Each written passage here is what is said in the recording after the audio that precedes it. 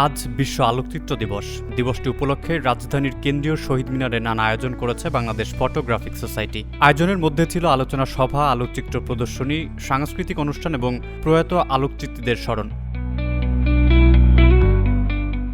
দৃষ্টির ভাষা পড়তে শিখি প্রতিপাদ্যকে সামনে রেখে রাজধানীর কেন্দ্রীয় শহীদ মিনারে সকাল থেকে জড়ো হন আলোকচিত্রীরা। দিনব্যাপী এই আয়োজনের মধ্য দিয়ে পালিত হয় বিশ্ব আলোকচিত্র দিবস। অবশ্যই একটা সম্মানিত দিন আজকে, আর আমরা এখানে পারফরমেন্স করে আমাদের খুবই ভালো লাগছে। আমাদের অনেক ভালো লেগেছে প্রথম কথা, আর দ্বিতীয় কথা হচ্ছে আমরা এই দিনটা যে এত সুন্দর করে পালন হয় আমরা আগে জানতাম না।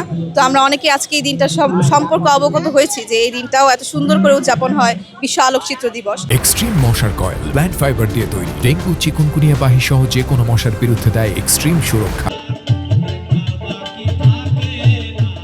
এছাড়া অনুষ্ঠানে ছিল নৃত্য পরিবেশন, বাউল গান, লালন গীত এবং প্রেস টু ফ্রেম শিরোনামে আলোকচিত্র প্রদর্শনী। এ সময় 12 জন প্রয়াত আলোকচিত্রীর ছবি প্রদর্শন করা হয়। আমাদের যারা সিদ্ধান্তকারী, যারা কর্ণধার, তাদেরকে মনে করিয়ে দিতে চাই যে আলোকচিত্রের মতন এত শক্তিশালী একটা মাধ্যমকে কিন্তু তারা বহু বছর ধরে অবহেলা করেছেন, এবং আলোকচিত্রের কারণেই বাংলাদেশ আজকে পৃথিবীতে সেরকম একটা স্থান, একটা তীর্থস্থান হয়ে দাঁড়িয়েছে।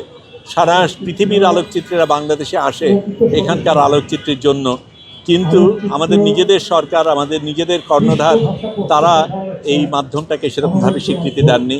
আমাদের শিল্পকলা এখনও সেই বিভাগ হয়নি, আমাদের চারুকলা এখনও আলোকচিত্র বিভাগ তৈরি হয়নি, এবং সত্যিকার অর্থে যেই শিল্প মাধ্যম বাংলাদেশকে সবচাইতে বেশি দিয়েছে সেই শিল্প মাধ্যমকে আমরা অবহেলা করছি। আলোচনা শেষে শহীদ মিনার থেকে একটি শোভাযাত্রা বের হয়, তারপর সেটি টিএসসি প্রাঙ্গণে গিয়ে শেষ হয়।